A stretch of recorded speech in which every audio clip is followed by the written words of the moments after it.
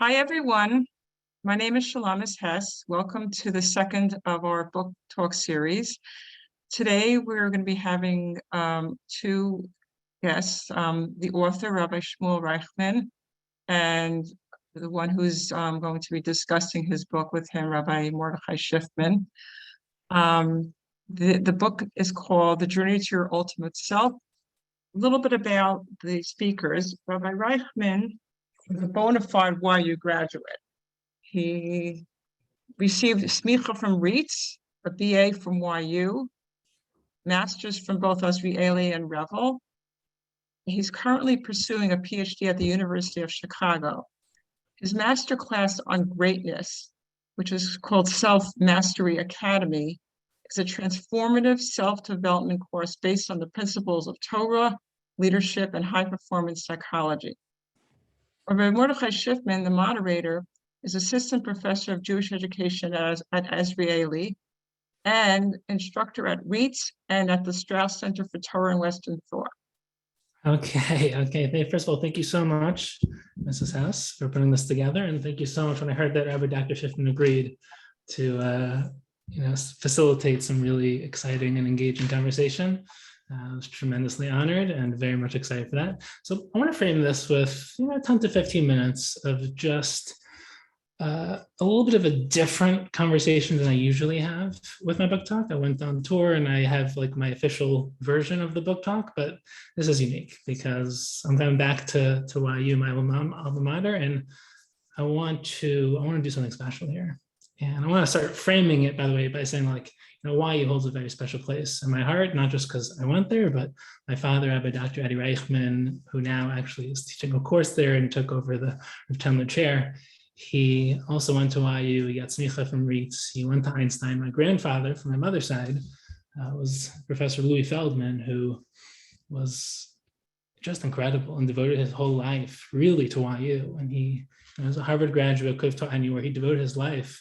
Anyone who knows him knows that he was incredible, world-renowned scholar in Josephus and Greek and Latin, and literally was world-renowned as the best at what he did. And he devoted his life to Torah, to teaching at YU, and to the legacy that YU really represents. So what I want to do is I want to delve a little bit into something which really is dear to my heart, because I spent many years in YU.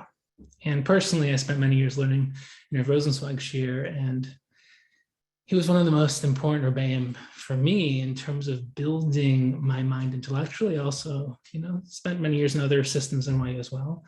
But to frame the reason I wrote this sefer and what this sefer really is and what I've devoted my life to, I want to just introduce it by sharing the power of Rav Rosenzweig's Derech Halima, of his approach to learning, because for those of you who are aware and for those of you who aren't aware, this is going to frame a lot of what hopefully we're going to be able to delve into over the next hour or so. And first, as a pedagogue, Rav Rosenzweig, his power of articulation. So when you hear someone speak, there are different types of speakers. There are speakers who say about 1 minute of content in an hour or 20 hours, however long they speak. And then there are speakers who say an infinite amount within every word they say. They're measured, calculated. They know that they understand the power of articulation, how to measure and literally express a lifetime of thought in every time they open their mouth. And that was unbelievable. So to really see there's something that to aspire to in terms of the brilliance of Torah. It's not just a bunch of random sources, a bunch of random armakomas, a bunch of random ideas, and you just kind of open your mouth, share some stories, and then, that's what Torah is. The Torah is brilliance, it's wisdom, it's the depth of life itself. And as a Talmud Chacham, Rav Rosenzweig really represents a unique approach to what Torah could be, because you can call it spectrum thinking, where there's a level of nuance, balance, sophistication, where you appreciate the entirety of a sugya. And it's hard to really understand what that means until you experience it. But in the realm of Gemara, in the realm of halacha, there is a powerful principle called Elu v'Elu divrei Elokim Chayim, that this and this, they're both true. They're both the words of God. Now, when you learn Torah, especially when you learn halacha, if you learn Talmud, you learn Gemara, there's different ways of approaching what the goal is when you're learning. Right? One approach is that there is a single right answer. There's a single truth. And your goal when you learn is to ascertain that truth. So you say, is it A? Is it B? No, it's B. And like at the end of the day, it's A, or maybe it's B, or maybe it's C, maybe it's somewhere in between. And you go through the spectrum, learn the Ramban and the Ritva and Rashi and Tosfos and the Rambam, and you learn, and you go through like the full, and it's like look at Tosfos, and you start to see that there's different approaches. You start to build out the spectrum of the sugya, and you say, this is the right answer. That's one approach. The other approach is that there are multiple truths. There's a pluralism of truths. And it's not that there's A or B or C, there's A, B, and C. And the spectrum is true because there are multiple truths within any topic of discussion, and you learn to think in a nuanced way. The deeper approach, which you can find in some of the Rishonim, is that there's a oneness of truth, as in there's actually one truth, but in the world of finitude, in the world of physical reality, like the creation of a physical world, like we live in a world of multiplicity. So the truth is both the fact that the spectrum is true and also combines to create something that's a little more than just the spectrum. It's the totality that's both the actual result, but transcends the sugya. And then what happens is you realize that it's not that there are a bunch of truths or that you appreciate the process because it gets you to the truth. The sugya is the truth. And learning is, like the process of learning is literally engaging in the process of truth and building truth. And when it comes to music, when you hear a song, and, you know, look at the piano in the background, like I love music. When it comes to music, it's a clink and a clunk, just a bunch of notes. But when you can weave the notes together in a brilliant way, you don't hear the notes, right? That's the brilliance of Torah, is that every individual piece is true, but it comes together to create something even more. And there's a great analogy of a guy who's holding onto something, and he says, this thing that we're holding onto, it's the real way that says that three blind people are holding onto something. And one says it's a snake. The other says it's a tree. It's a trunk of a tree. The other says, no, it's a horn. It's a shofar, right? So what are they holding on to? They're holding on to an elephant, right? One person's holding onto the trunk. He thinks it's a snake. Other person's holding on to, like, you know, the elephant's leg, and he thinks it's the trunk of a tree. Another person's holding onto the husk, and he thinks it's a horn. If you're holding on to different perspectives and you think that's the only truth, you're living in a small reality. And part of becoming more objective is learning to think with nuance, understanding other perspectives, and building a more nuanced, holistic approach, which accounts for every possibility. And it's the world likes simplicity, it likes to take sides on issues. If you can understand every perspective, you start to really build yourself into a level of existence and comprehension and experience that other people simply can't understand, because you start to just elevate your level of how you approach everything. And it's the same thing for MS. It's like if a kid comes to his dad and he says, you know, Shimmy punched me. He goes over to Shimmy and says, why do you punch him? He says, yeah, because Ellie kicked me. He goes, why do you kick him? Yeah, because he shoved me down the stairs. Why did you shove me down the stairs? Because he called me a name. It's like, who told the truth? Did they both tell the truth? Did neither tell the truth? Because there are pieces of a story. And if you hold on to one small piece and you think it's the only truth, then what ends up happening is you live within a small reality and you've confined yourself to say that this is the only way, every other way is wrong. And that's the power of the depth you can go to in Gemara Be'in, in really delving into sugyas and shas. When it comes to kedushin and shlichus and Sanhedrin and just like really Baba Kama and Kinyanim and like that's brilliant when it comes to the depth of Torah principles, when it comes to halachic reality. And like what Rav Rosenzweig does is brilliant, right? He'll learn, anyone who's learned a topic in shas, there's different ways to do it, but he'll open up, let's say you open up Beis Amud, Beis Amud Aleph, you start learning through the Mishnah, learning through the Gemara, you'll learn that Mishnah Gemara, then you learn the Rishonim on that Mishnah Gemara. Right? You learn Rashi, you learn Tosfos, learn the RIETS, the Ramban, the Rashba, you learn the Rambam, obviously, learn all the, Pirushim on the Rambam, you'll go through everything. But then you'll also learn every other topic in Shas that relates to this topic, both directly and somewhat indirectly. And then you learn all the Rishonim on those topics, and then you'll interconnect them together and compare them and say there seems to be contradictions. Why does he hold this here and this there? And then you'll start to take a step further out and start to talk about meta halachic concepts and how the spectrum works, and it's brilliant.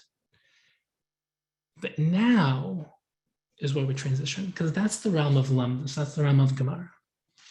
There's another realm of Torah called Machshava, Jewish thought.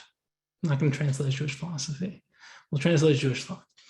And most people, especially people who value Gemara, value halacha, value the analytical brilliance of Torah, they have a hard time appreciating Machshava, mostly because, well, number one, a lot of what people think of as Machshava are dvartlach. And it's like, why did Yaakov do this? Because he wanted to connect with Hashem, and like, that's a really cute word, you should connect to Hashem. A lot of the brilliance of Torah is almost absent in the way most Talmidei Chacham would approach Machshava, or let's say just like the normal things that you'll hear. And when it comes to Machshava, that's one version, is that Machshava is literally just like the ideas of life, like cute vartlach, nice little things on the parsha and things like that. The second approach is that there's more of a philosophical thought-out approach to Torah. And the thought-out philosophical approach is really just based on intellect, right? They're Al-Bag, they have an Ezra, people who are philosophers who really, thought about life and had their approaches. We're not going to get into like a lot of the technicalities and the, Aristotelian influence in a lot of medieval Jewish philosophers. And we're going to also leave out the Rambam right now, because we could spend about 3 million years talking about the uniqueness of the Rambam, and we're not going to get into that right now. But the third category is when you delve into Machshava from a perspective, you're delving into the absolute depth of the Masorah of deeper Jewish wisdom. And like the Maharal, the Ramchal, the Ramban, Moshe Shapiro, it's a richness in interconnectedness, a depth, a beauty that's indescribable.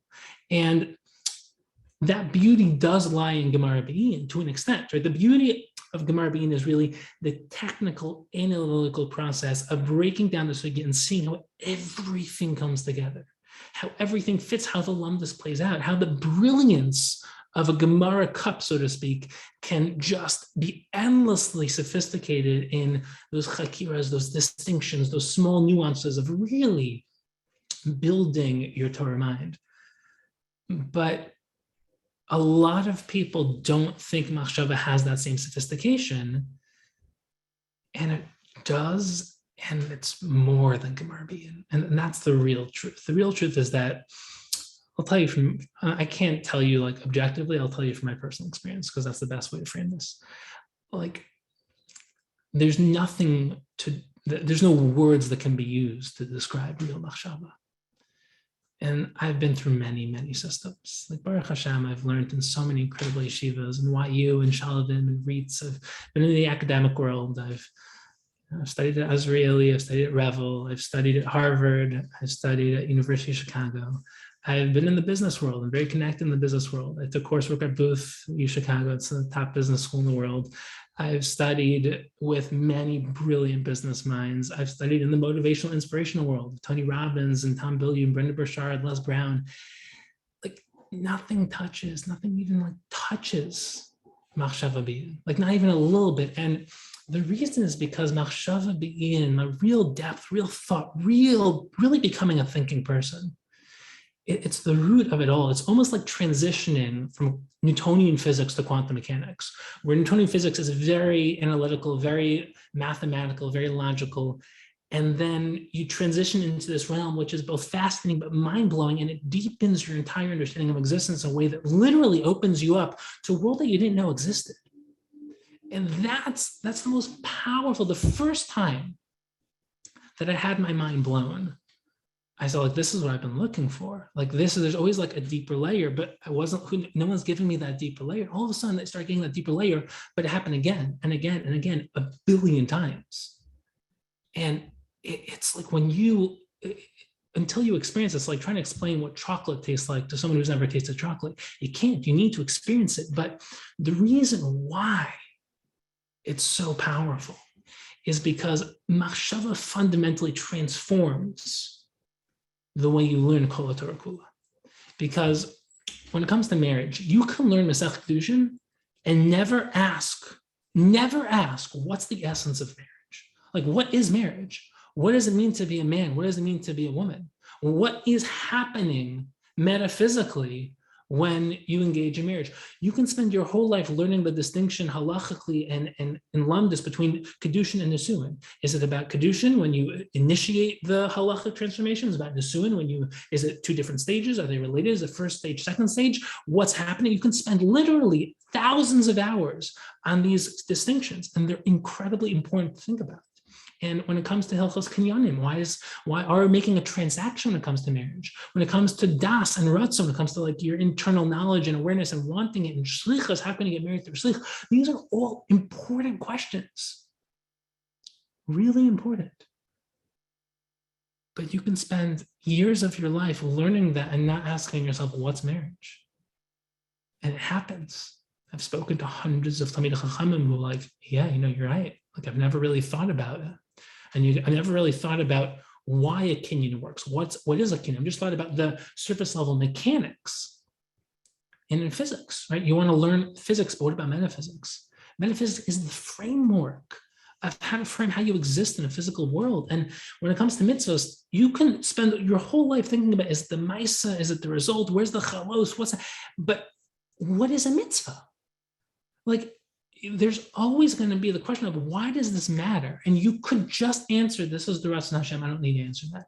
But you look at it's like literally the Rambam, which we can spend like hours and hours and hours just on like this part of the Rambam. But the Ramban, like every great Balian of all time, tell you the purpose of life is metaphysics. The purpose of life is depth, is wisdom, is ideas, is principles, is philosophy, and that which enters into this post-rational stage of really contemplating existence, life, meaning, purpose. Why am I here? Why is anything here? What is anything? What is the concept of what? Why is why? Start literally just like starting with the ABCs, and they sound like dumb questions. They sound like 5-year-old questions, but that's really what a philosopher is. It's not this like dumb technical thing where you just like sit and like ask technical questions. It's someone who loves wisdom, who loves being curious and asking real why questions, and never has this illusion that they understand everything.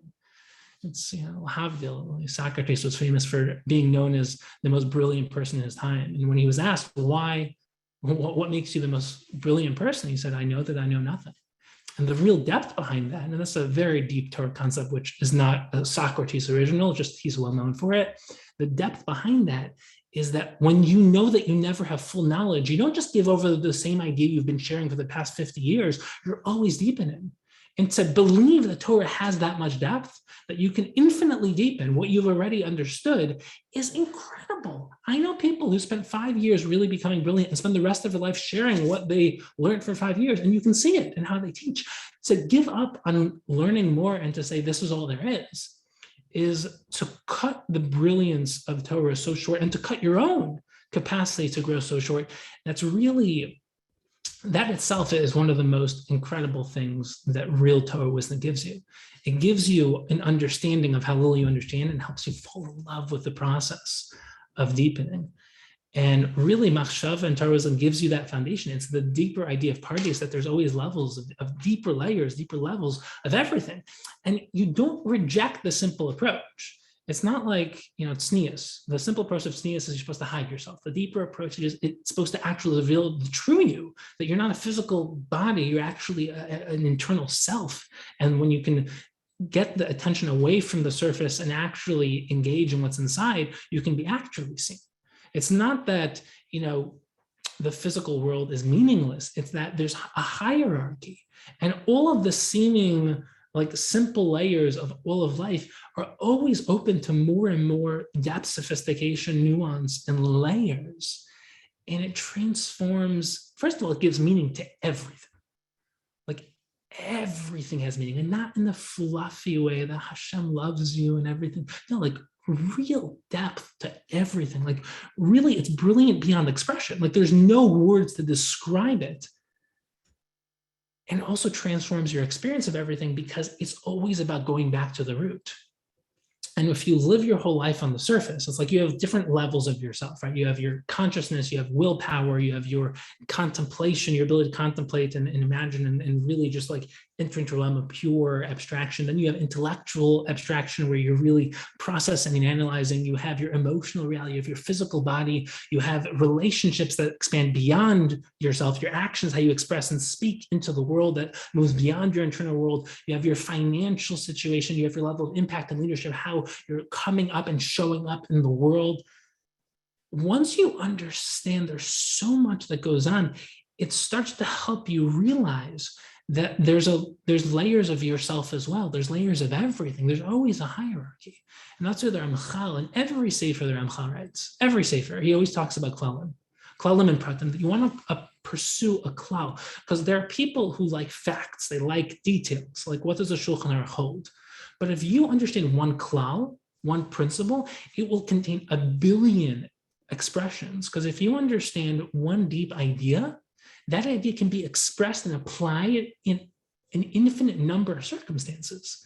So if you understand tenets, so the Rambam's Yud Gimel Ikar Emunah, it's the idea that if you go to the root of something, it can contain all expressions. It's the idea of the Aseres HaDibros. Rashi, many of the Rishonim talk about how the Aseres HaDibros contain all the other mitzvahs. It's not a nice, cute idea. It's the idea of a seed expresses into a tree. And those thousands of branches and hundreds of thousands of leaves are all from that one seed. So go collect a couple seeds, you'll be rich with wisdom, because you'll understand the expression. If you're stuck in the leaves, it's like the forest and the trees. If you're stuck in the expression, you don't understand anything. You're stuck with memorizing what you've heard. But if you understand a principle, you can apply that anywhere. You actually have a real ability to think. So it's not so much about learning what to think as much as how to think, because once you learn the principles and ideas, you can apply them. And that's why the Rochana Wasserman used to ask his Talmidim, would you rather 100,000 books, 100,000 Sfarim, or 20 books? And his Talmidim said, like, 100,000, what do you mean? He said, depends, do you have a filing system? Because if you don't have an organized mind, an organized system, if you have 100,000 books, you have none, because you can't access any of them. It's the same thing. Most people's minds are cluttered with data. Think about your computer. There's a hard drive, and it can only have a certain amount of memory before you have to start deleting those giant videos that are 20 gigabyte, because you can't store them much. It's the same thing for your mind. If you want to become brilliant, you have to start organizing your mind. You have to start becoming principle-based, because 20 principles can account for a billion data points, a billion facts, a billion details. And the deeper you go, that's why in science, they're looking for the guts, right? The grand unifying theory. If you want to understand anything, you want to go back to the root. And what you want in life is to understand that process. And I'll just share one example. We're going to transition now to hopefully some really interesting dialogue, but the most important expression of this is the nature of the physical world. How do you view the world you live in, your body, physics, the physical world, science, everything in the physical world? How do you view it? So most philosophers view the physical world as just a place. It's a place where you can contemplate, think, and if you're an Eved Hashem, if you're a Talmid Chacham, it's a place where you can learn Torah, you can do mitzvahs, you can fulfill your potential. But the Ramchal, the Rambam, the Maharal, basically every Baal Machshava in that Masorah talks about how there's an important medrash, really one of the first Midrashim. It says, "Istakel b'raisa baram." HaKadosh Baruch Hu, so to speak, used the Torah to create the physical world, which means that the physical world is an expression, not a creation, an expression, an emanation, an expression of Torah. That is one of the most, if not the most important distinction that most people never hear, because what that means is that the physical is spiritual. It's not. It's like your child. Your child is an expression of you. It's not you, but it's an expression of you. You can see a lot about the father or the mother from the child because of very similar genetics. So when you look at the physical world, if it's an expression, you don't transcend the physical to engage in the spiritual. You don't have to get away from the physical. The physical is not bad. It's tough. It's secondary. In terms of the hierarchy of the spectrum, the spiritual is ideal. Torah is primary, but the physical is to a degree Torah. And what that means is that everything in the world carries with a depth. It's like when you have a seed. If Torah is the seed and the world is the tree, the expression of that seed, and every mitzvah is like a branch or leaf on that tree, you start to see that there's literally an interconnected system of interconnectivity and oneness and depth. And that's what beauty, that's what wisdom, that's what brilliance is. It's interconnectivity, it's brilliance. It's not just a bunch of pieces and parts and you say goodbye, that was a nice year. It's when everything comes together. And it's mind-blowing when you get a small taste of it. It's beyond mind-blowing when it becomes life itself. And the real depth of this, by the way, is that everything in the physical world is a lower form of truth. Just like we talked about, that there's like a spectrum of truth within this idea. When you learn physics, you learn quantum physics, quantum mechanics, you learn psychology, philosophy, mathematics, you learn like entrepreneurship and business, you learn like the beauty of relationships. That's all an aspect of truth. And when you can see that, like learn the Arizal and learn quantum mechanics, learn the Maharal and learn mathematics. It is mind-blowing, mind-blowing. You can give like a simple analogy of Pirkei Avos and psychology, but it's mind-blowing. And it's not that Torah is also true, it's that Torah is the source of truth. It's that when you understand hierarchy, you say klal and prat, source and expression, seed and tree, seed and branch, branch and leaf. You have to realize that it's not just source and expression, but there's an infinite layer of a hierarchy of more primary, more fundamental, more source. And this is more fundamental than something below it, but there's something that's the source of that, which in the Asar Sedibros, right? You don't have just like 10 that are equal, you have 2 structures of 5 and 5, and there's a lot of depth in that, by the way, and the Sefer, obviously. But the point is that the real problem is that most people, number one, don't believe this is true. Like they don't think this exists in Torah. And number two, even those that think this is beautiful, this sounds amazing, it's inaccessible to them, especially for most English readers, because the way the Maharal, Ramchal, the way they wrote was for a specific time in a certain way. And there's so much that goes into a lot of these things. And it's also in Hebrew, and when you write it in English, you lose a lot in translation, just like when you translate the Torah, you lose a lot, which, by the way, coming to Hanukkah, that was part of the post-Hanukkah explosion the Gemara talks about when the Torah was translated into Greek. But the idea is that essentially when I was younger, I thought the world needed inspiration.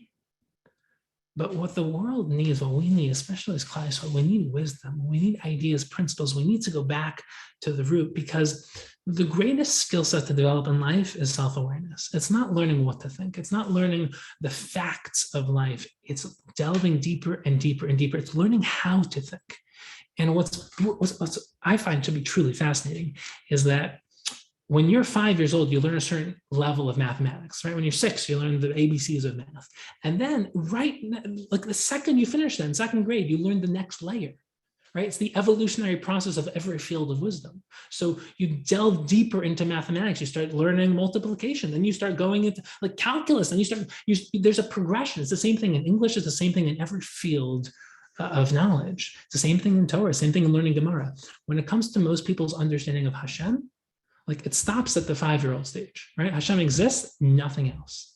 And there's good reason for that. We can talk about why historically that is and the philosophical enigma of engaging into that discussion. But most people, the same level of appreciation that they have for deeper Torah wisdom, the nature of the physical world, nature of existence, the purpose of your life in this world, the nature of everything you can possibly imagine.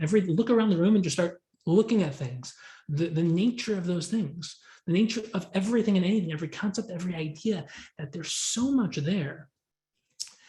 And that's the entire purpose of the Sefer. It's designed to give you the gateway. Like this by no means is going to give you everything. And this by no means is the Sefer that I wanted to write as like my magnum opus, so to speak. Like there are many, many more books, that are coming. A lot of them are on Gemara Be'in and it's not like, just Machshava. It's not that you have to ignore halacha and lamdas and Gemara and Musar and Hashkafa. Like all of those things are so important. But giving people a gateway to open your mind into the depth of Torah wisdom, and most importantly, the entire structure of the Sefer is designed for you not to learn the Torah, but to live it. Because the goal is not to become a philosopher. The goal is to become a living Torah, to think and breathe Torah, to see the world through Torah and to express it. It's why the Meiri says why someone's osek b'Torah is not patur from doing mitzvahs, because the whole purpose, so if you're involved in Torah, usually if you're involved in the mitzvah, you're patur from the mitzvah. But if you're involved in Torah, the Meiri says you're not patur from the mitzvah, because the whole purpose of learning is to live it, to express it. And if you disconnect thought from action, you become the paradigmatic classic philosopher that people don't like, who's like in their own ivory tower in their head. But if you learn to live a life of brilliance, of depth, of Torah, of being inspired, bridging all those different pieces of the brilliance, the intellectual brilliance, the contemplative experiential brilliance, the inspired emotional capacity to live it and express it, to bring it into the world, you're living a different type of life. So the way the Sefer is designed is that it's organized according to the parsha. It's not a parsha Sefer. It's organized according to the parsha because most people can't engage in these types of things.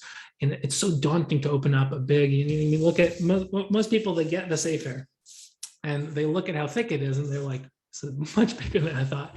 So there's a lot in here. There's definitely a lot in here. But it's broken up according to the parsha to give people like, you can digest one chapter a week.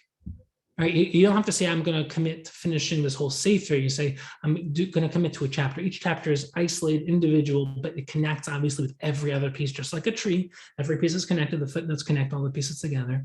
There are stories to frame every chapter because the concept of a story is, it gives potency and emotional reality to that which is abstract. So it frames the ideas, the philosophical abstract ideas of each chapter.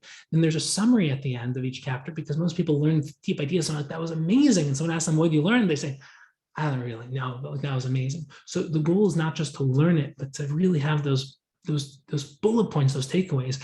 And then there's questions for you to bring that Torah into a social environment, to bring it into a chavrusa, the Shabbos table, if you're on a date, things like that.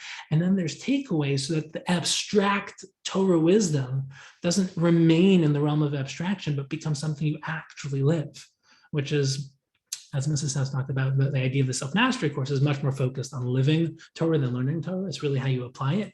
But as I kind of opened up, this was not the standard book talk. Like the standard book talk is really more to focus on the Machshava. But being that we're in YU, a place which represents Torah Mada, that real synthesis, Gemara Be'in, I was in a Rosenzweig here for so long, and I know so many people here will appreciate the nuance and the very specific elements that we just discussed. So I gave a very, very different presentation. And you can find online many of the classic versions. That's not really what I thought was most appropriate for tonight. So I really hope, obviously, everyone gets a Sefer. But now, as is really best, like we live in the podcast age because people love dialogue, people love discussion, people love to like see behind the so to speak prepared presentation. What I think would be amazing now is to really spend some time just engaging in dialogue. This went a little longer than I expected, and I apologize, Rabbi Dr. Schiffman, for that. But obviously people can leave whenever they think they have to leave, but we're going to now open it up to discussion. And then after we have that discussion, we're going to open up the questions to you. So you can start writing questions in the question place right now in the comment section, and we'll be able to hopefully address that after. But now I'm going to now transition, and hopefully we'll be able to have a really engaging and fascinating discussion. Okay, thank you, Rabbi Reichman. That was truly inspirational and aspirational. And I think that from what I really would love is actually a practical example if you have one, right? So the stage has been set, the explanation as to why this book is important and the loftiness and essentialness of Machshava has been spelled out in sort of inspirational, cosmic, sort of transcendental terminology, and I think that people would appreciate if you can, like you say you do at the end of the chapters, maybe at the end of this chapter, bring it down to earth a little bit. What would be a practical example? Whether it would be, what is marriage about? if not just the the nuances of Kiddushin and Nisuin and the Chakiras, or perhaps even if you want to limit it to maybe this week's Parsha and what the message is on a not just on a broad sort of cosmic level, but on how that translates into the real level. So that's a great question, and it's hard to choose one, because to give one as the paradigmatic example is a very difficult task. But I'll give the one which is the basis of the entire Sefer. The entire Sefer, that's called the Journey of Torah himself, and actually is called Lech Lecha, which is this week's parsha. And the real question is, you will hear every Rav, every educator, every psychologist say at the end of this year we should be zoche to maximize our potential, live out our purpose, etc., etc., etc. It's really nice and it's cute, and it's something that we by definition relate to. But what does it mean to actualize your potential? And there is an incredible Gemara in Nida Daf Lamed Beis, which, if you've heard me speak, this is literally the Gemara that I'll share all the time. It's the foundation of this entire Sefer. And the Gemara says that when we were in the womb, we learned Kol Torah Kula, all of Torah.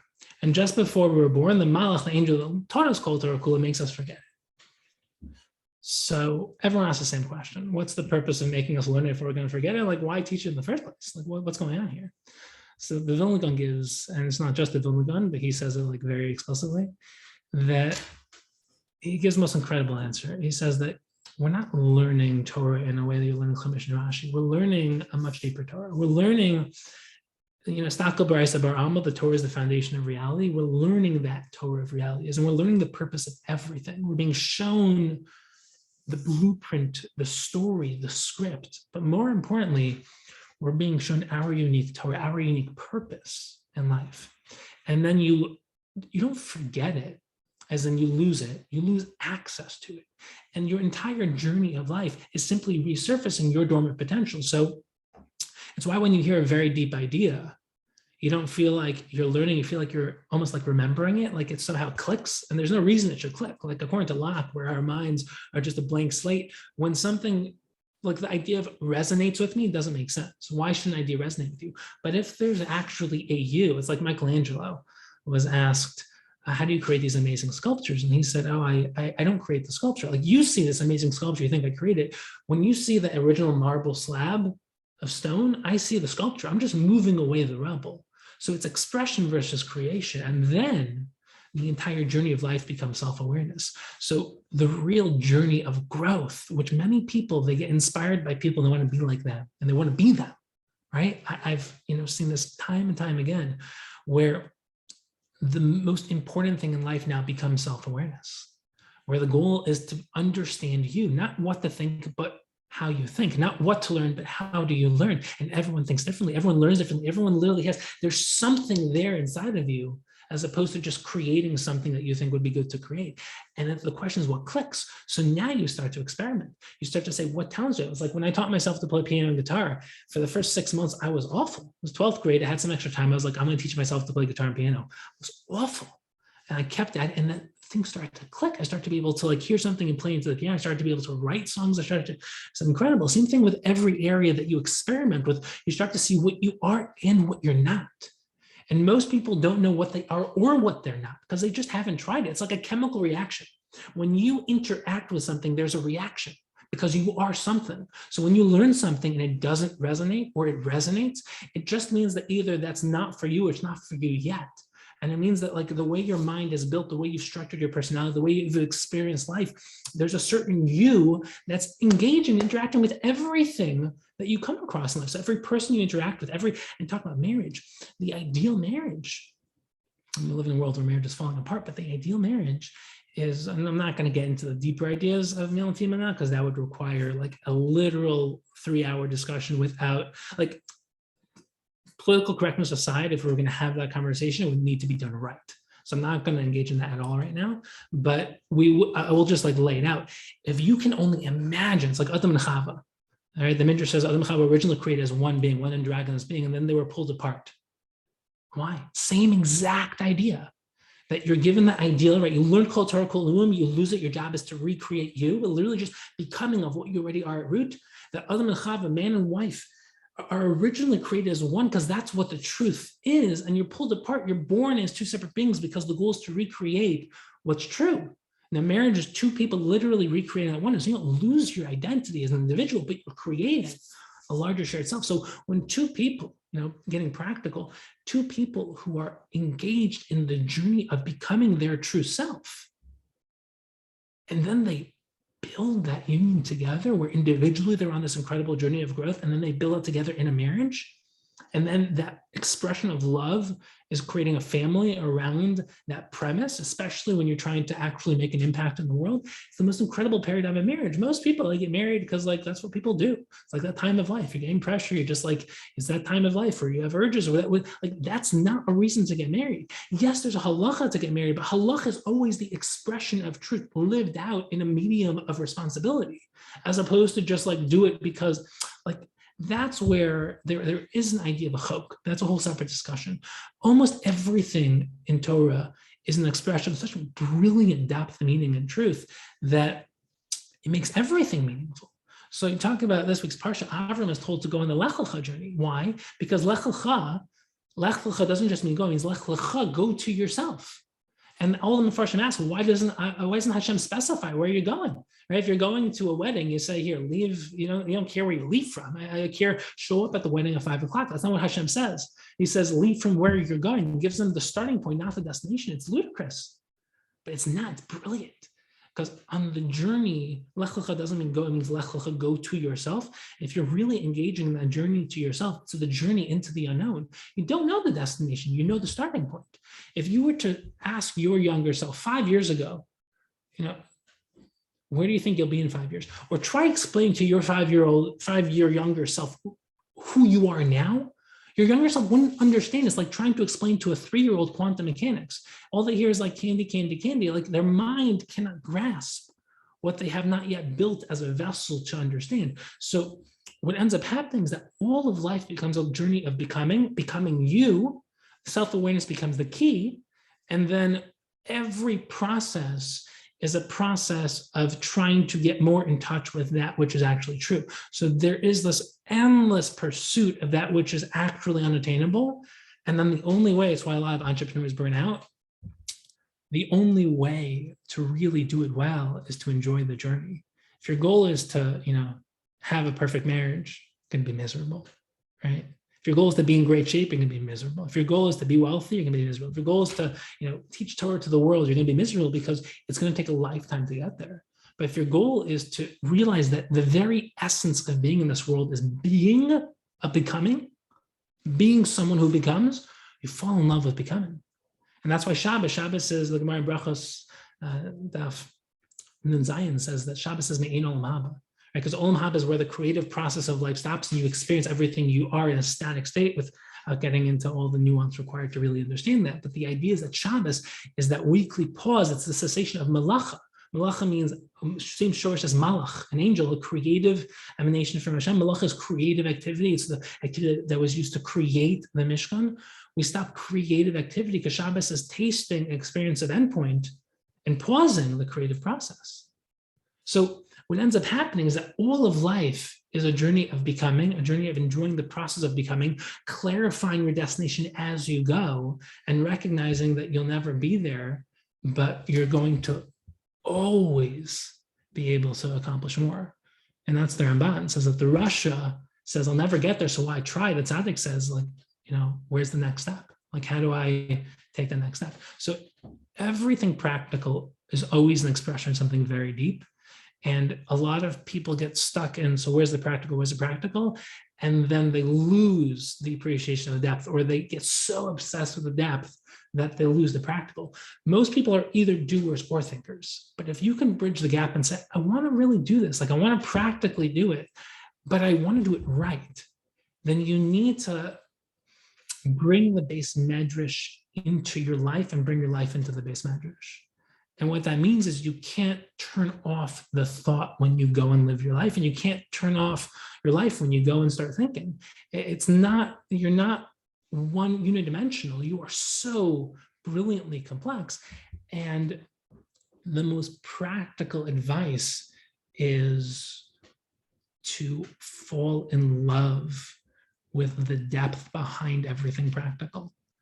And that's a lot of people who are, I'll just give you a cute example, like a lot of people who spend a lot of their life in the base measures, they have a very hard time transitioning to getting a job or transitioning to living in the world because it's so practical. It's like, I don't want this. Like, I want to just do what I love doing. And whether that's, learning Torah or teaching or music, it's like, I want to just live a life of awesome depth and wisdom. And this is just such a waste of my time. But when you learn to bring a level of intent consciousness into anything and everything you're doing, you can master your experience. So getting very practical, it's not that this will transform your life when you're able to sit down and contemplate, have a nice, hour-long break on Shabbos to just contemplate life. It transforms life itself. It takes time. It takes time. It takes a commitment. If it was easy, everyone would do it. And by the way, that's why I devote so much time to motivation and inspiration, because it's really hard to live these ideas. You need to really want it. You have to want it so bad. Everyone wants this, but it has to become something you need. It has to become your identity. And that's why a lot of the Sefer, by the way, is devoted to some practical motivation, inspiration as well, because to really live this life, you have to be an idealist and a practicalist. Like you can't, if you're just an idealist, you're going to give up because life is hard. Like, you're going to fail so many times along the way, and life is not this beautiful, symphony. We're not living the very curated, movie story where it's like that perfect fall, then the great ascent, and everything's wonderful. Like, life is messy. But if you realize there's nothing else to do here, like there's literally nothing else worth doing with your life. Like, what is there to do with life? Like, everyone's stressed, everyone has anxiety, everyone's struggling, everyone has their own problems, and they're real. But one approach is just to escape. Movies and TV and social media and junk food and having conversations about nothing. That's an approach because it numbs the pain. But the pain is because, and just to give you another beautiful idea, the Ramban says that your challenges are not there to break you, they're there to build you. That you want to build muscle, you have to rip your muscles apart. If you want to build yourself, everything that's hard, like that's where you're going to find your purpose and growth. And a lot of people, they just don't think the challenges are going to provide any meaning. So they just cripple under the challenge as opposed to really embracing it and using the pain to create a journey. So the practical is everywhere, but it takes a commitment to really bridge the gap between the practical and the theoretical. And that was obviously a pretty long answer, but that's like, it's a loaded question, because it's really the main question of the book is the bridge between idea and action. And that's really where it comes from. All right, so just filtering my own questions here and some questions from the chat. I think sort of a follow-up to that would be, and this is a theme throughout the book that I noticed, that within the discussion questions, sometimes you do a great job of, you sell a point in the main text, and then in the discussion you push back a little bit to have people sort of like, is this really true? Do you think, is there another way of looking at it? Which I really enjoyed. So I'm going to do that. I think you do it to yourself, but I want to sort of bring it out because I think it pulls out the point. The theme of sort of going above your limits, and there's nothing that can stop you, and everything is within your capabilities, pulling off of your going through struggles and finding that challenge and overcoming it. But are there limits, right? What are the limitations? Going to your example of piano, and it relates to finding yourself also, right? So if you went and you tried hard and you played the piano, and then eventually it clicked and it paid off, and there are people who play the piano and it doesn't click, or it never clicks, and it might be you don't have that inner talent, or that that voice, or that innate ability, or so how, what are your thoughts on the limits of that, or the balance of that, the tension between those ideas? So I'll start off by saying that I've gone back and forth on this question for probably the past decade, because I've had, talk about spectrum thing. There's a couple of options, right? When you think about your potential, right? Everyone who's listening now, going to ever listen to this, there's a couple options. One is that you have infinite potential and everyone has infinite potential. infinite, meaning literally no end. So it's a possibility, not likely. You probably won't believe it based on your experience of life, especially if you're a seasoned, practical person who has failed many, many times along the way. One option is that you have infinite potential. The second option is that there's different types of infinite. And especially if we go back to the Gemara Nida, where you learned your purpose, if your purpose is different than my purpose, how can we all have infinite potential? Right? Potentiality has to be differentiated in order for it to be a genuine expression of self. If the goal is to become self-aware and find out who you are, then who you are is not who I am. And the you is everyone listening, and the me in this case is me, but I am me, you're you. That's why the Rambam says everyone can be a tzaddik like Moshe Rabbeinu, and everyone asks, no, you can't. It's like Moshe was the greatest human being of all time. And Rabbi Reichman says that the shavua that you make in that same Gemara Nida, by the way, is to become a tzaddik, and tzaddik means someone who fulfills their potential. You make a shavua to fulfill your potential. You can become a tzaddik, fulfill your potential, like Moshe Rabbeinu, but your potential, not his. So then the goal becomes to surpass your limits of your current limiting beliefs. So most people, like I live in the world of philosophy, of the post-rational, the motivational, in the world of accomplishment and achievement, especially in business and entrepreneurship and going out in the world and doing things. The main factor that holds everyone back is limiting beliefs. I'm not good enough, I'm not capable, I'm not brilliant enough, I don't have the right connections, the right resources, I've never been able to do this. My parents told me I wasn't this, I was this, I'm not good looking enough, I don't have it. Everyone has their own but. So what you do when you break the limitations is you just see what you're actually capable of. Will there be pushback? Of course. Now, I firmly believe that if you devote your life to becoming the very best at anything, you could, in a couple of years, like if you wipe out all the garbage from your schedule, and I'm not talking about you, Rabbi Schiffman, I'm saying anyone who's listening, if you wipe out the garbage from your schedule, right, all the wasted time, the things that are literally just self-sabotaging, holding you back, and you start to build a schedule that's working for you. It's why I coach. Like my goal to start out was just to be a rabbi and literally teach this Torah to the world. But it took time to realize that wasn't going to work, because to really do this well, I had to become financially independent. So that's part of the motivation of going to Harvard and Chicago and all these things, is to build up the brand, to just build something that I can support myself while trying to live out this mission. But along the way, I started to realize that in the world of business, that's why I coach CEOs and entrepreneurs and business owners. It's like everyone is holding themselves back in certain categories. Like they are surrounding themselves with negative people. They don't really believe they're capable of achieving the goals that they know they want to achieve, so they don't set them. They have cut themselves short on their Torah learning. They've cut themselves short on what a marriage could be, on exercising. They just have given up on exercising, or they're like, everyone has their limiting beliefs. When you can just get over those shackles of limiting beliefs and start to believe in there's a greater possibility for the future.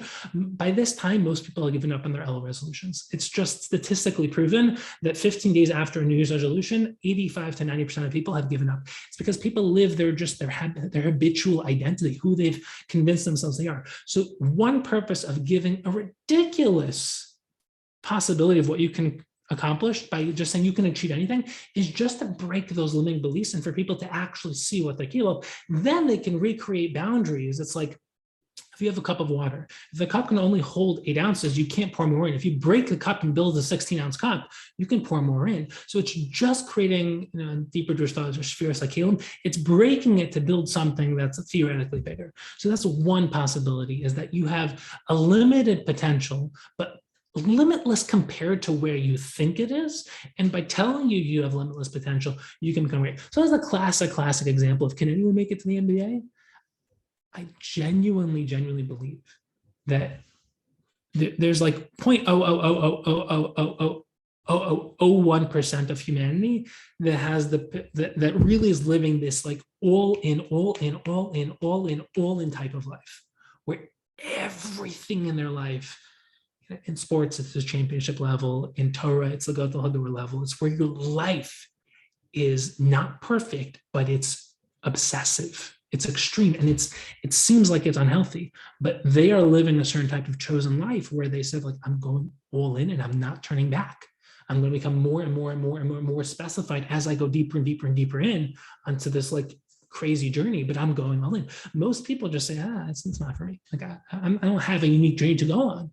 But that's just because they live within the shackled existence. So we all read the novel or watch the film and identify with the hero of the story because we know we want to go on this incredible journey, but then we convince ourselves that's not for me. Like what is the Yetzer Hara? It tells you what in your past makes you believe that you have anything worth contributing to the world, that you can do anything great. You've never done anything great.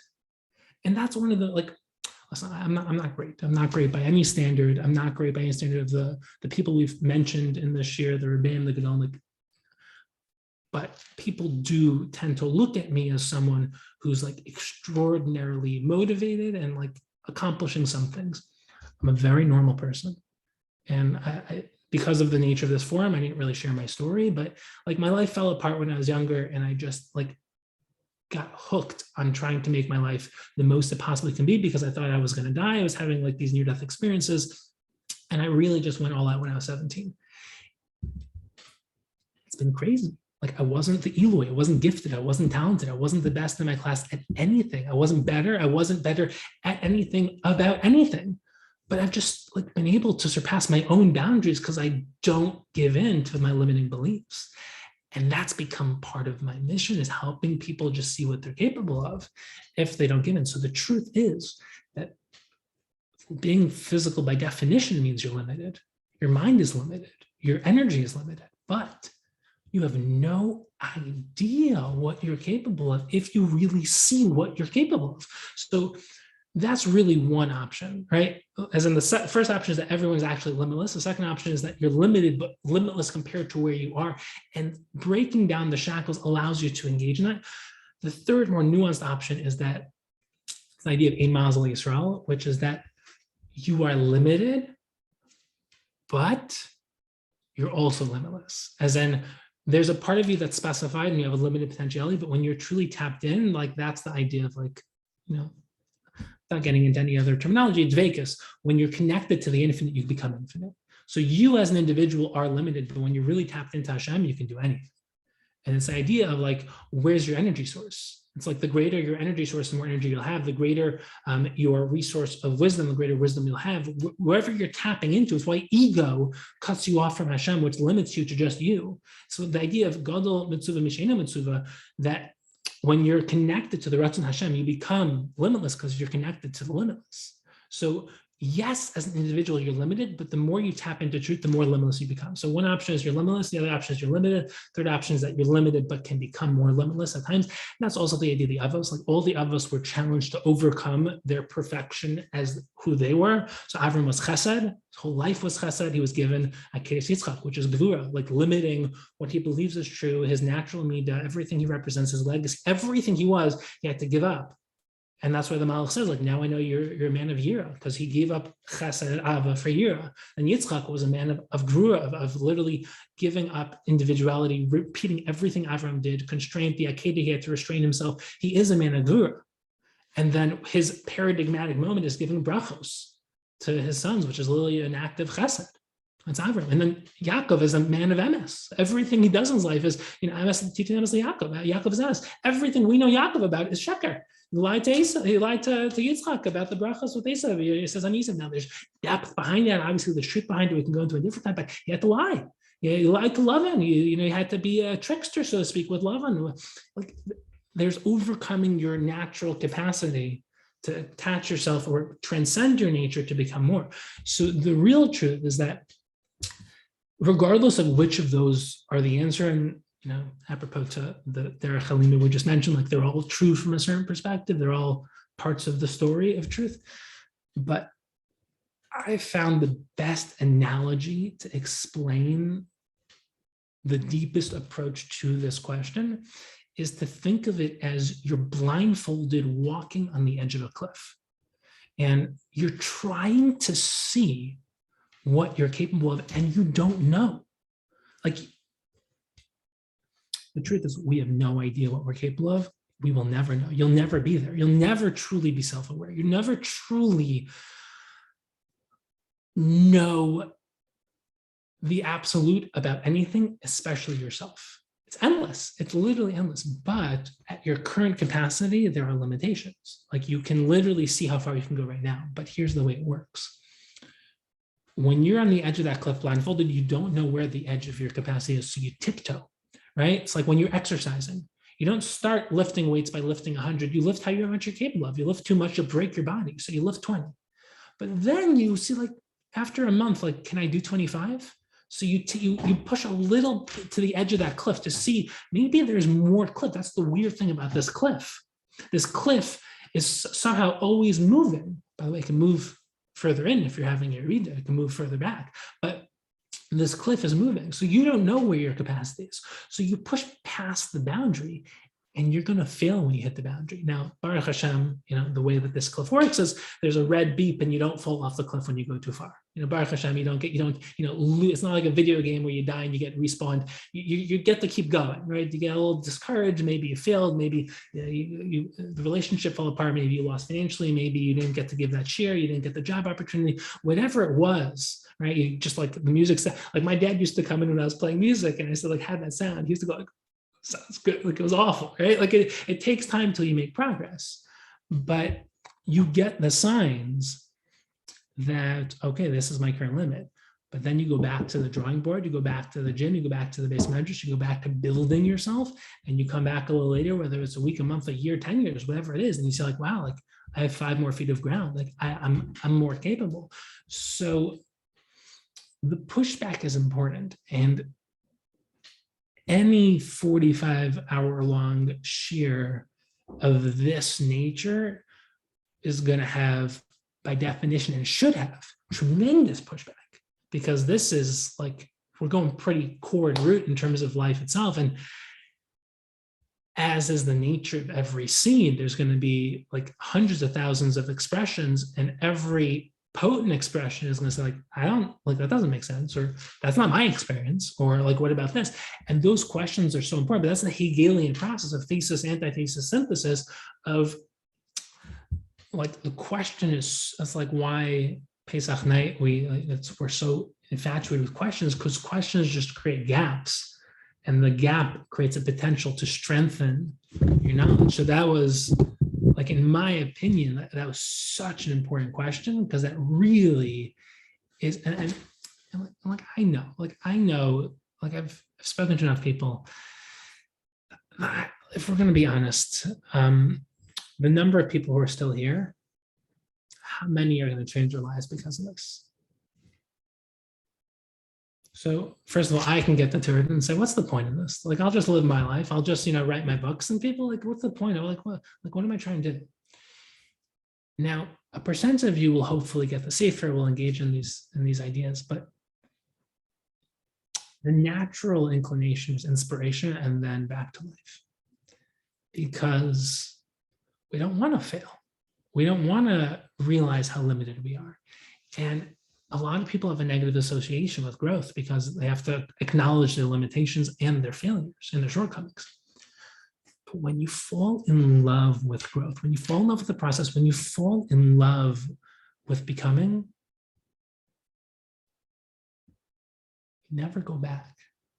It's like going to the gym. Like, I exercise every day. I'm a pure intellectual. I don't have an entrepreneurial bone in my body. I built it. I am not like a person who like really engages in like sports, but I exercise every day. Part of it is because when I speak on stage, I need the energy, but it's the most enjoyable part of my day. It's where I come up with all my ideas, my greatest shir, my greatest chidushim. They come there because when you can get to the point where when exercising, you're fully engaged and your mind opens up, you get those endorphins released. It's the most enjoyable experience of all time. Most people hate exercising, hate it with a passion, because when you start exercising, it's awful.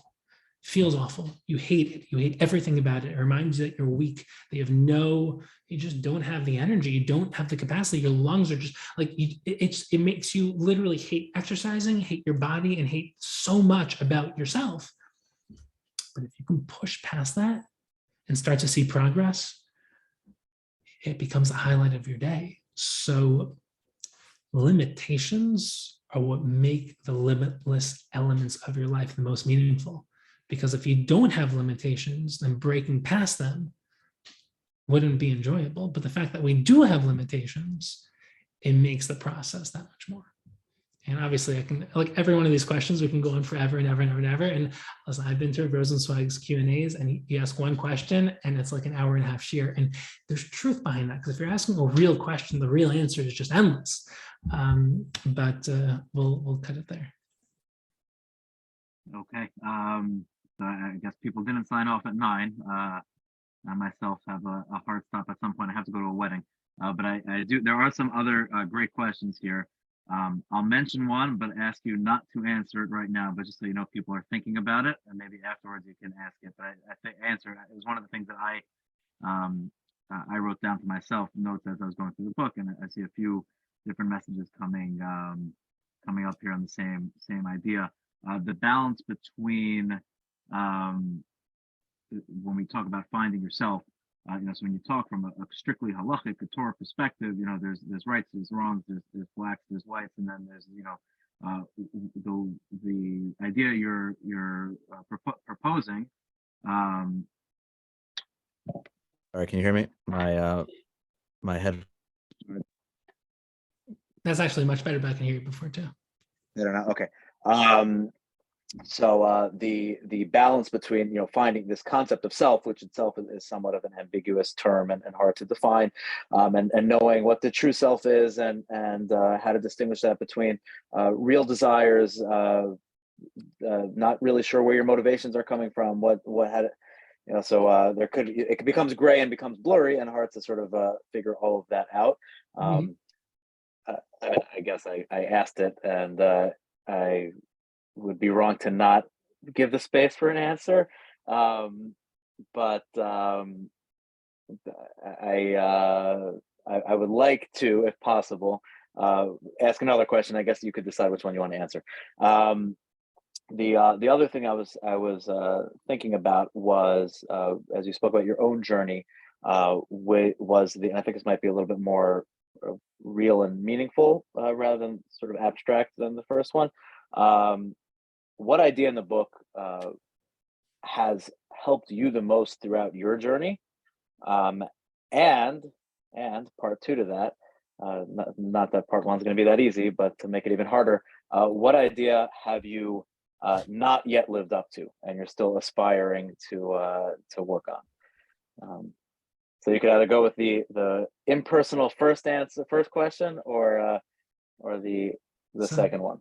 We'll stick with the second question, and also if you have to go, I have a pretty free schedule tonight, so I'm happy to stay on and just continue with the Q&A after you go. I mean, I completely understand that you have to go to weddings, so let's start with the second question, and then I'll save the first question for when you have to go. And then I hope people can. I mean, I can actually open the chat. I'm happy to try to continue the Q&A, and we'll.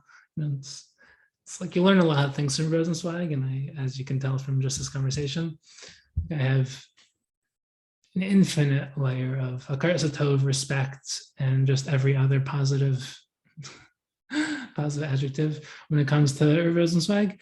But when he does give his time to open up into Q&A, like there are no limits. Like Friday nights, Why Your Shabbatons with Rosenzweig will go on for basically till Shachris. So I'm happy to stay. So in terms of the second question, it's a really good question, and it tests the first question, by the way, because the first question is, how do you know you're becoming your true self?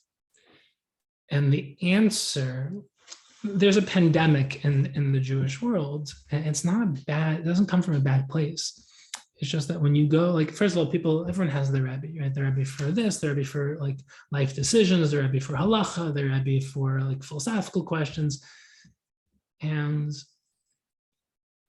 a lot of people, they try to have their Rebbe give them the answers to these questions, right? Like, what's my purpose? The right answer to that is helping you come up with the answer yourself. That's number one. Number two, and I'm kind of answering both, but we'll kind of see how this goes. The real answer is that there is no aha moment. There's no like, I found it, I'm going to live the rest of my life doing this. And I've seen this the hard way, because I've seen people who I know from firsthand experience in talking with them, They discovered their koach, their unique abilities very early on, and they went with it, but they never really questioned, deepened, or explored what they're really capable of. They rode on their early victory, so to speak. It's like, for example, let's say someone writes a book. So you can spend, if it's a good book, you can spend your whole life just selling that book, teaching that book, and that's it, right? So you're a book. But that book is like a short chapter in your life. The real short story of your life is endless growth. So the real purpose of your life is not that you found your purpose, but it's literally a journey of finding your purpose. Now, finding your purpose needs to have a short-term purpose, which means that you have to identify your current trajectory, journey, struggles, where you are, where you want to be, but you're going to reassess. Like for me, I have a 50-year plan. I'm on year 10 of my 50-year plan. That 50-year plan has changed so many times because where I am now, I never dreamed that I'd be here already. All right. From a certain part of me wanted to be here like when I started, but a certain part of me knew it would take a long time. So in terms of the idea that I've connected with the most and struggled with the most, it's there's no easy answer, there's no right answer. And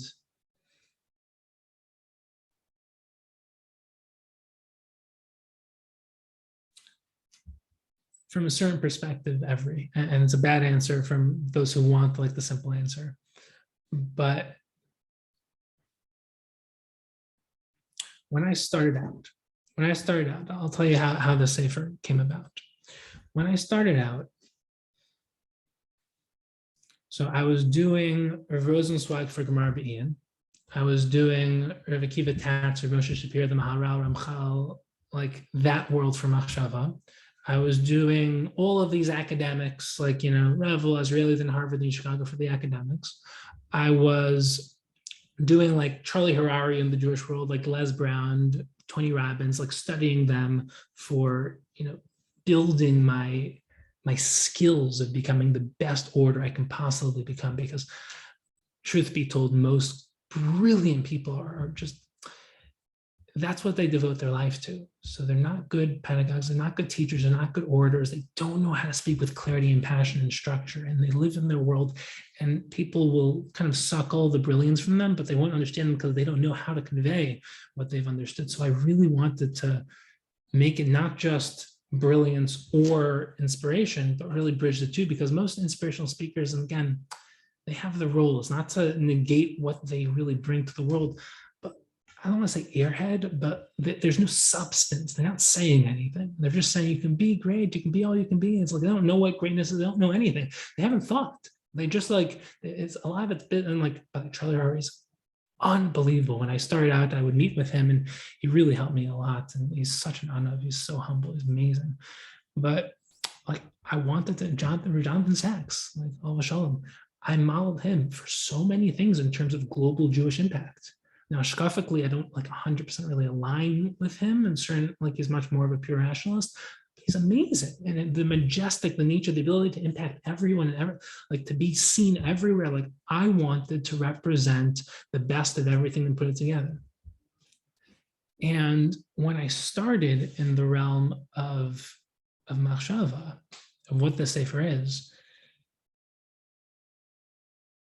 like a lot of real deep Torah is the endless nature of it, the always deepening, the like always like Moshe Shapir never wrote. The reason why he never wrote is because he was a Baal Machadish. Rav Rosenzweig doesn't really write either. Like when you're really thinking, to write this Sefer was the most painful experience of my entire life, without a question, the most painful experience. And it was amazing. It was tremendously joyful, especially when thousands of people are learning it. Like it's amazing, but it was painful because it's not my nature. My nature is I'm a creative, I'm a thinker. I'm always thinking, always questioning, always deepening. And to write the Sefer was to crystallize my mind. And that was the hardest thing for me, is to embrace the truth of writing the Sefer, even though I really don't want to. I had so many books that I like have already set up to write, but really sitting down and writing them is so hard, because to write is to say it's going to be this, and it's to take time to crystallize your ideas as opposed to constantly just expand them. and to embrace the MS of needing. It's like I told my wife when we were dating that I'm gonna have like tons and tons of books that are gonna like be processed and developed over my lifetime, and like when I die, I'm gonna press, like someone will press send, I'll go out and then they'll be published. And like she said, no, like, you're not gonna do that, because there's a responsibility of impact, responsibility to share this. And that was definitely the hardest thing for me, was to commit to it took 3 to 4 years to write this book. And the reason is because I wanted it to be perfect, to really express the brilliance of Torah, but to give people, I'll tell you what I'm most proud of, right? In terms of what I really have gained the most. The most brilliant thing about brilliance is the interconnectivity. It's that everything affects everything and connects to everything. So if you listen to a brilliantly deep shiur, and you'll see this, if you listen to this recording, you'll see it time and time and time again. To understand any one idea, you'll have to understand another like 5 ideas. But to understand those 5 ideas, you'll have to understand a couple other ideas. But to understand those other ideas, you have to understand a bunch of other ideas. So to understand anything, you need to understand everything. And no one really gives you the process. So when I was building this in Machshava, I was so lost. And then I would have these aha moments where like, oh, this connects to this. And this opens up. And it was an explosion of brilliance. And I was like, oh. And then like a month later, another thing happened, but it would affect everything else that I'd learned before then. And everything would start to connect. And there was a spider web of brilliance where if you really understand what this topic has to say, it affects how you see this topic. And this topic affects this topic. And I thought I understood this topic before, but now that I understand this topic deeper, it's affecting how I understand this topic. And everything starts to build, and it's incredible. And I got deeper into it and deeper into it and deeper into it. And the way that I built this sefer is I have a file on everything, right? Every sugya I've ever learned, every topic, every concept, every klal, every mitzvah, every halacha, everything in psychology and philosophy, in like all my courses throughout my academic career, in terms of like everything I've learned, every shiur I heard, every idea I ever had, everything gets documented, filed, organized, and every file is connected to every other file, and everything is connecting. It's this neural system that exists outside of me. And that's when I started to see what I actually saw, and to really understand what I thought I understood but didn't understand. And once you get to see what you believe outside of yourself, you start to realize that nothing you think makes sense. You start to see all these contradictions, and then you can qualify it. You can build more nuance. You can start to say, okay, you have to answer this question because your belief doesn't really hold up. Like this concept doesn't hold up. There's just these contradictions. And then you start to build the more nuanced approach, and you start to interconnect it together. And what I did in the sefer, and what you'll see when you read it, is that there are footnotes that interconnect all the pieces together. So I'm trying to like get back to like answer the question. My biggest struggle in writing the sefer, and the biggest struggle that I came across, was that I don't like committing things to finitude and really committing and following through. Like I like the realm of the abstract, the creative, it's like why every creative entrepreneur struggles with monetizing their business, because to monetize, you have to really get like salesy and marketing. It's like, you need either a brilliant partner who understands your vision, you need to give up a little bit on the vision and get a partner who you just adopt, or you need to just bite the bullet and figure out how to commit to the practical. And for me, that was like my biggest struggle. But here's what happened. I've never shared this before. But what happened is that I started to become the Torah in a way that I never knew was possible. Like what we're doing right now is like, I have a framework for what I wanted to share. There's no notes. Like I'm not like, reading off of a script. Like I had, because there was a very specific thing that we developed in the earlier part, obviously like I was actually more careful. Like I had a very strict outline. But at this point, I'm not a notebook. I'm not like an autopilot. I don't just like say what I prepared. And that happened because I wrote the book, because until then, I had incredible understanding of Torah, but on my files. Like I wasn't really the Torah. I was in potential and I really understood it, but like I have to like really review again and again and again before I give a shiur. I'd be very, very constrained and confined when I give the shiur to say it exactly how I had prepared it. And now it's a level of flow state of really becoming the content that I don't get stressed when I speak. I don't really prepare that much in the particulars when I speak, because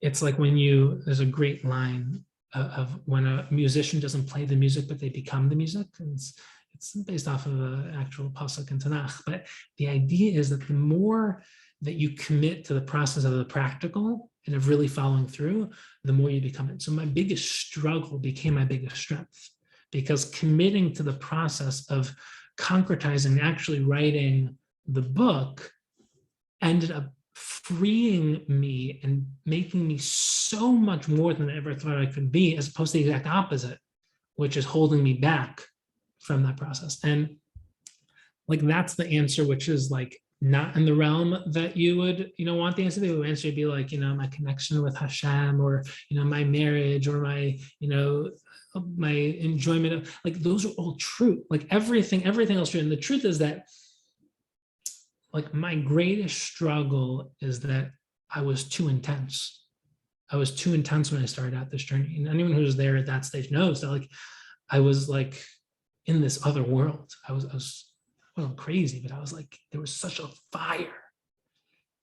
And like, I got married at the same stage that I started the book, and my wife actually like edited the whole sefer with me. She really, really helped with a lot of that. But there became a certain calmness that allows me to do so much of what I do now without viewing, like, it's very easy. And this is one of the things I see with everyone who values their time, everyone who's really turned on to life.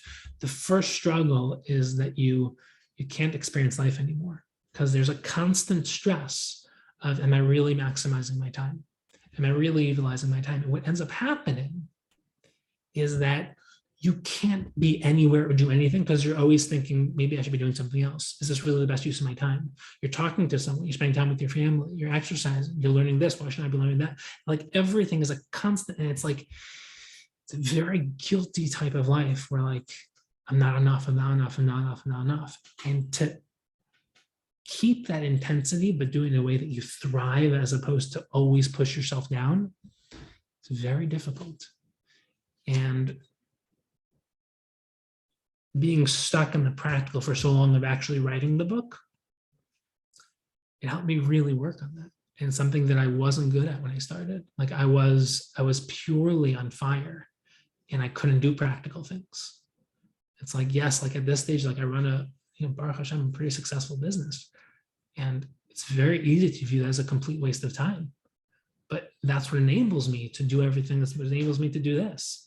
It's like, I do so much of what I do for free, and because I love it, because I'm passionate about it. I can travel and speak at shuls across the world for a very low price, because I don't need the money. Like, I'm able to do so many things because of the practical. So you're able to take the classic fluffy idea of uplifting the practical, uplifting the tafel, and you can take it to a whole new level. So personally, like, this journey of writing the journey to your ultimate self, as fluffy as it sounds, like, obviously helped me on the journey to myself. But like, it hasn't even gotten close. Like, not only like, isn't it done, like, there's chapters in your life, there are chapters in the story.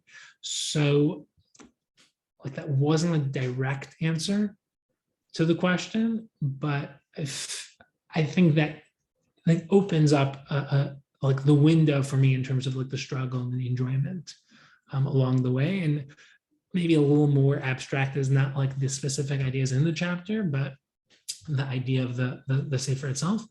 But the book is basically about, number one, the nature of life itself, the nature of existence, why Hashem created the world, the nature of like deeper themes in life, the nature of the physical world, the nature of marriage, the nature of relationships, of speech, of thought, of intellect, of the post-rational, of how to deal with so many classical philosophical questions and problems and ideas.